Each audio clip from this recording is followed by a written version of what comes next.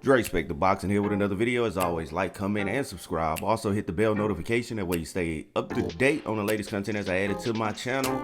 Hey man, it don't take nothing but a second, man. Hit that like button, that does help my channel, man. It don't cost you nothing. I promise I ain't gonna charge you to hit that like button, so hit that for your boy. Nah, let's get into the video today, man. It's Terence Crawford versus Kell Brook.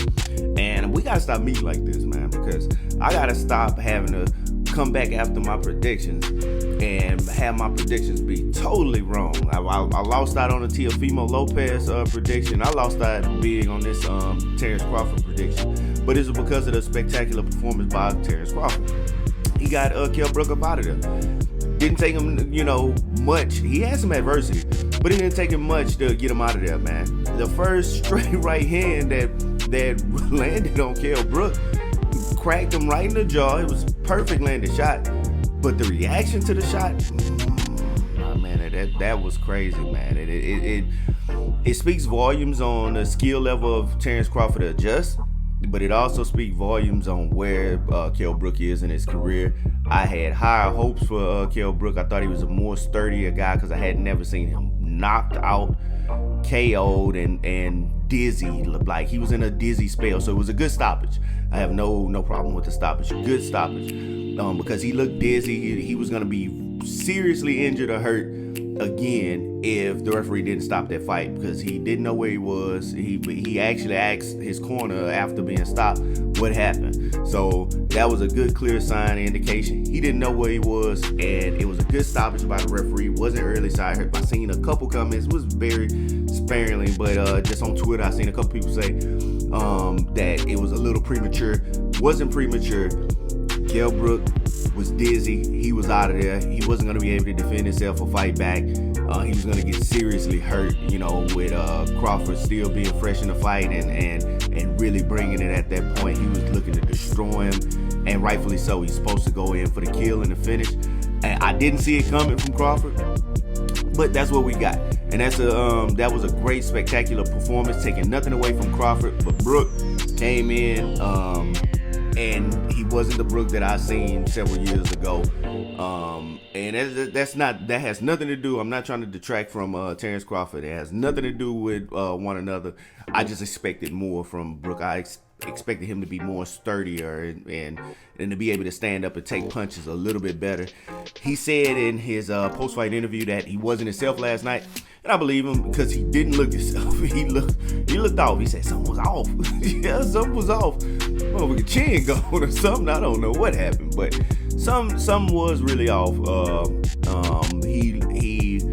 He said that Crawford made him, and I thought this was a good analysis of how he's seen things going up in there. He said Crawford made him fight a fight that he actually, what made him not do some things that he wanted to do. It made him hesitant to do it because, trying to outthink him. And you seen that in some spots early in the fight as they were trying to feel each other out. No punches were being thrown. They were kind of in a little zone where one wanted to get the other to react. And it just looked kind of weird just to see them posing and standing and and especially with no crowd noise, it was just an intense moment of who's gonna throw that first punch, who's gonna be the person to get off. And it just looked kind of weird. I've never seen a Kell Brook fight like that. He usually comes out and start pumping his jab, and he didn't do that immediately. Crawford had enough respect to keep him from doing that. And but that goes to giving the respect to Crawford in this win. Some people don't want to give him no respect because of I guess they say that Crawford was washed, but Crawford probably is washed. But I had higher hopes for him. I'm going to give him credit because it was still a profound performance to me, still to date. Kell Brook is the best opponent that Crawford has had in the ring, and he destroyed him in 4 rounds like he was supposed to, and that's great. My prediction was not that Crawford would just outright lose. My prediction is that if it was an ugly monkey fight, if Kell Brook could get him into get towards the end, the finish line, that Bob Arum would screw him. That's what I thought. I thought that Bob Arum would definitely try to retain that WBO BO belt and keep it with Top Rank in case Terence Crawford decides to walk. So that was where my prediction came in. So my prediction wasn't wrong. It just didn't come into fruition because of the great night that Terence Crawford had. He came out, knocked him out, and that erased all doubt. Because let me tell you something. Before he got that knockout, I was saying my prediction, it looks like it's shaping up, because as a lot of people said, they gave out of the first 3 rounds, some people gave all 3 rounds to Kell Brook, or 2-1 Kell Brook. And I wasn't scoring it live, but I felt like Kell Brook did have some success in the first couple rounds, and you can see it on Crawford's face. He had a little, I think, a little gash or a little swelling on his right eye, I believe. And that's Kell Brook. He's a big guy. He's a quality opponent. But the reaction to Crawford switched up. Okay, let me tell you, Crawford was fighting in the orthodox stance. Then Crawford adjusted because that jab was getting home too easy, right? So he turned around, he went to his go-to and his comfort zone, which is the southpaw position, right? So as he was in the southpaw position, he took away that jab some, right? And then he was looking to counter off the jab, where he countered with the right hand from the southpaw position off the jab, and it kind of was, it was like a jab that dropped Kell Brook. That's why it looked so weird. He got hit and it happened so quick, and it's like the reaction to the punch, I'm like, damn, man, it's kind of like a power jab. It was like a straight right hand because it was from the southpaw position. So Kell Brook went to throw a lazy kind of jab, or I guess he threw a jab and stepped too close in, and Terence caught him. It didn't look like a shot that should have dropped him, but when you look at the replay and if you look at that freeze frame where he had his mouth, and I'll show that where his mouth was just twisted.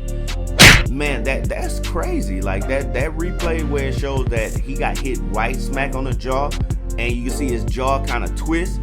That shows that he probably had his mouth open. And if you got your mouth open, you're hitting that chin, that's like a dislocation of the jaw. It'll take your equilibrium out.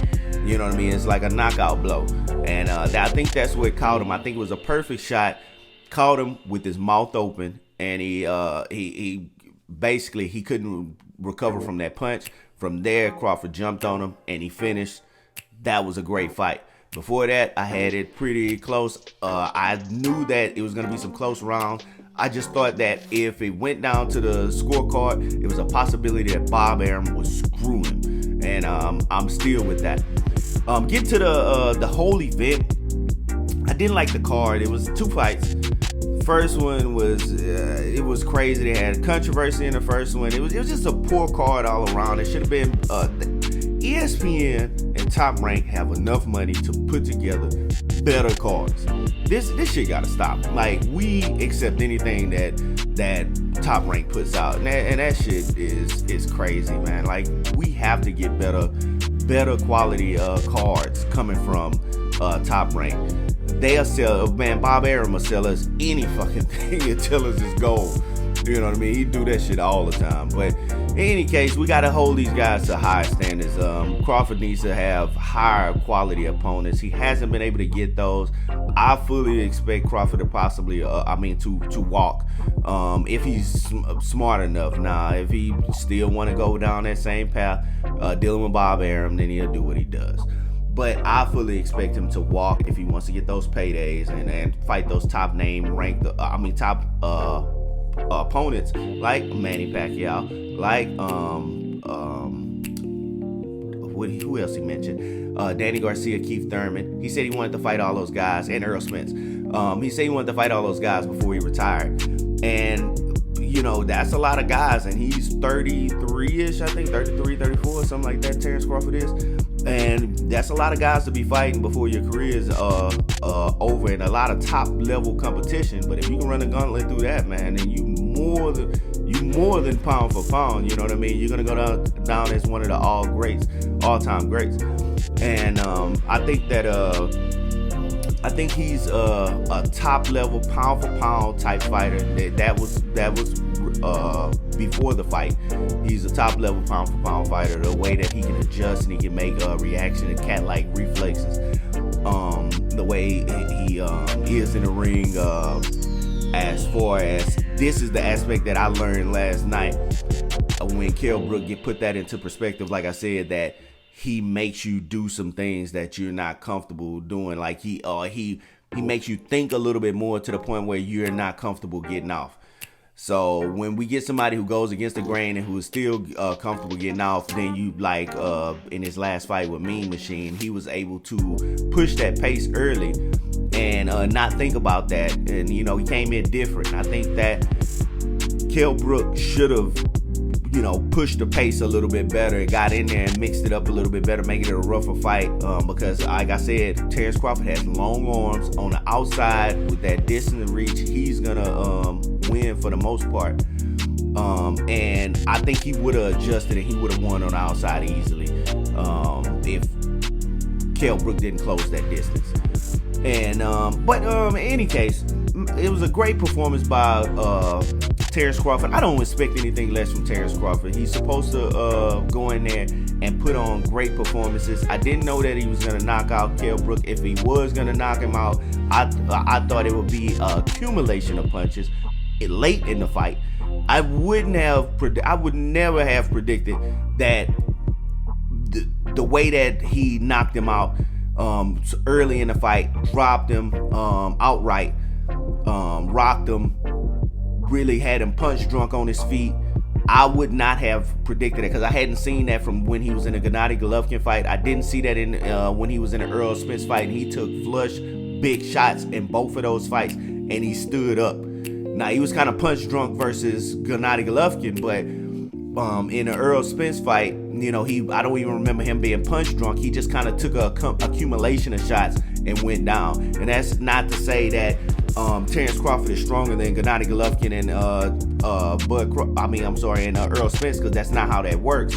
What that proves is the guy that showed up last night is a different guy from the guy we seen 4 years ago when he fought Gennady Golovkin. But that's Dre Spector. That's all I got, man. Again, I gotta stop meeting like this. I gotta stop retracting all my statements, telling y'all I'm sorry for getting bad predictions. My predictions got to get a little bit better. Before these last two predictions, man, I swear, when you go back and you look at my track record, you're gonna look at any other prediction videos that I've done before. They've been on the money. But if you win some, you lose some. I thought the writing was on the wall. I had a gut feeling, and that's the reason that I leaned towards Kell Brook in a split decision win. I had a gut feeling that Bob Arum was gonna pull some shit this weekend, and that didn't come to fruition. It was the total opposite. Terence Bud Crawford didn't give Bob Arum no shot to fuck him in this fight. He knocked Kell Brook ass out, and that's all she wrote. Kell Brook, much respect to him, the way that he the class that he handled the post-fight interview, the post-fight meet up with Terence Crawford, just all the class. Man, he's truthful to his own detriment. I made a Twitter post in which I said it is a clear cultural contrast with Kell Brook from the way that he handles the post-fight. He is so brutally honest, even on himself. We don't see that in America from American fighters. Most times, if they lose, they lie and say, I think I won the fight. I.e. Adrian Broner after the Pacquiao fight. I.e. Pacquiao after the Mayweather fight. I.e. countless many guys who say, in my opinion, I won the fight. Clearly, sometimes you got to tip your hat to the other guy and say, he was the better man tonight. He won the fight. Let's move on. That's it. And with that class, I loved and I'm talking about this guy was brutally honest, saying it gave us a very good insight, even though I felt ESPN was trying to bait him to say different things and to probably downgrade the performance of Spence and upgrade the performance of Terence Crawford. But Kell Brook kept it 100. He said that styles make fights. Even though Terence Crawford knocked him out in the 4th round, styles make fights. He doesn't see that would be that particularly would be the result between Errol Spence and Terence Crawford. He said that is the fight that needs to happen. That's the fight that everybody wants to see. Terence Crawford versus Errol Spence. And he said he doesn't, even though he's been in with both opponents, he doesn't know who would have the edge. It's a true 50-50 fight, and that he can't take anything away from Spence's performance or Terence Crawford's performance to make a judgment in that fight. And that was brutally honest, and that was truthful, even though I thought ESPN kept trying to bait him to say that Terence Crawford, because he had a better performance versus Kell Brook, that he is the better man.